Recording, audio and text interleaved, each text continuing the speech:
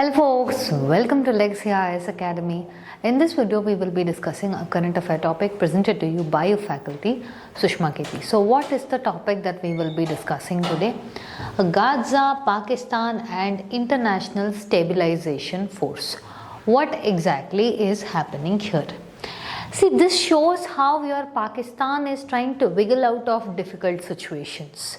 Now, this particular article that we are discussing has been mentioned in first post under how Pakistan fooled Trump over Gaza by inviting a Hamas commander.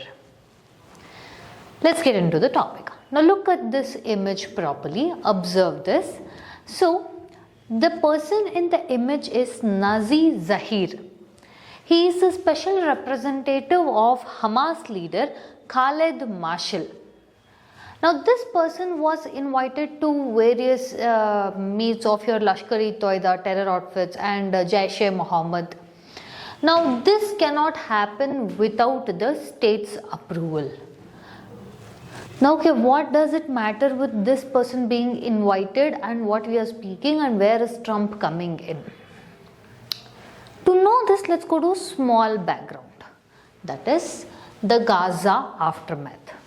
See, after your Israel-Hamas war, okay, your US President Donald Trump tried to bring in the so-called alleged Trump 20-point peace plan.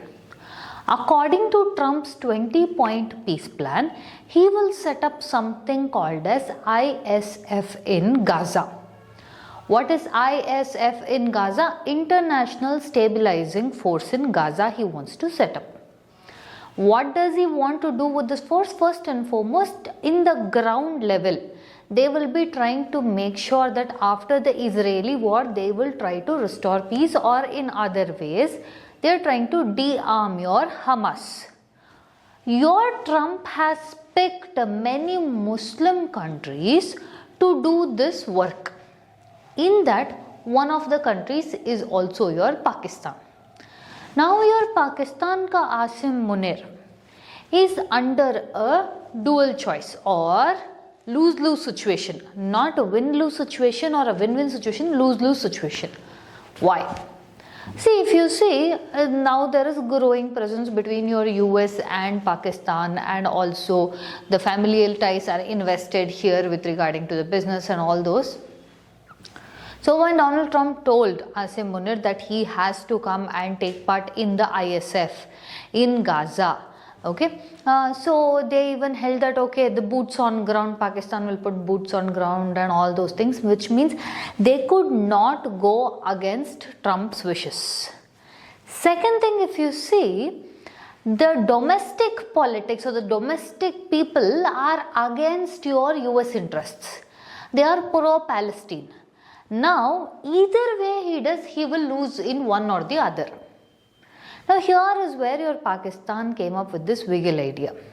That is, they ended up calling a person from Hamas to Pakistan, wherein we will see further where and all. He has been addressed, he's been chief guest of Jaish-e-Mohammed conferences, and also he has spoken with Jaish-e-Mohammed outfits. So, these are terror outfits operating in your Pakistan.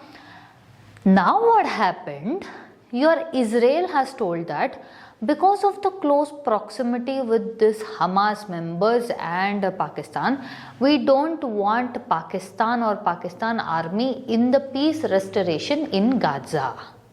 So technically what has happened here, Pakistan has not said no to USA.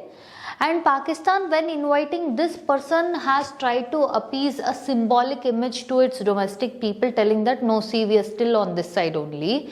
This viewed by Israel has now told that no, let them not come in. So which means A, it won its domestic people also, B, now it has not said no openly to Trump also. So this is how your Pakistan fooled your Trump in trying to not do that or wiggled out of this tough situation.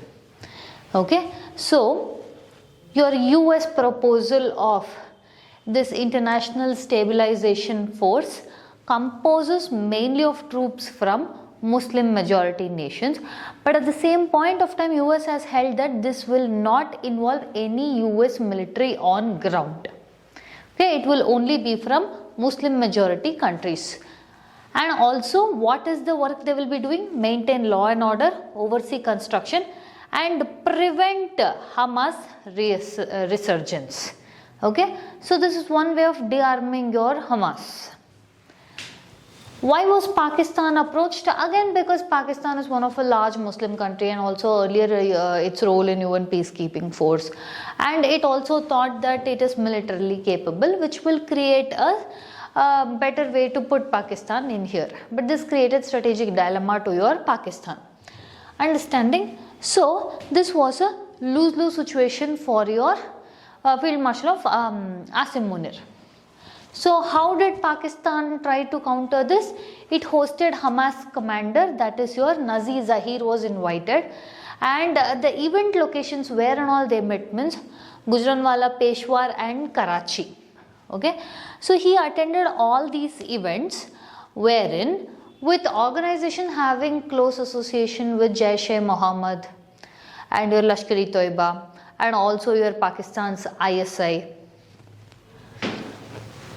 But this, when they did, your Pakistan, it was trying to showcase few things. One, domestic messaging that we stand with Palestine, and it rebuilt Pakistan's army image.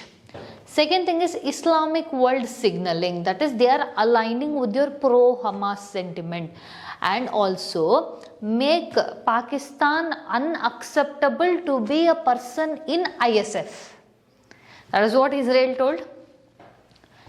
So Israel told what? It rejected Pakistan's army presence in Gaza because of its members closely related to your Hamas and Pakistan-based terror groups, that is your Lashkar-e-Toiba and Jaish-e-Mohammed. So because of this, Pakistan, without having to openly say no to Trump, it exited from ISF and also avoided troop deployment in Gaza. And lastly, it boosted its domestic symbol. Now the experts are seeing this particular incident in two opinions. First way, they are showing from the hard security lens, if you see, when all the countries are trying to move away from terrorism or counter terrorism, you can see Pakistan by doing this is openly advocating terrorism. It is the hub of transactional jihad. It is turning your terrorism on such a larger scale.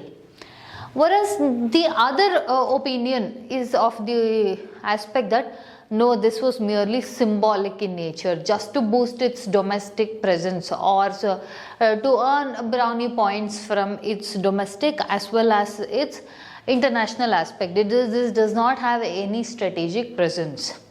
So both views are seen based on this particular incident. Now if you see from international perspective, first and foremost for US, what this is showcasing means it is becoming very difficult to form a natural neutral troop formation or mobilization there.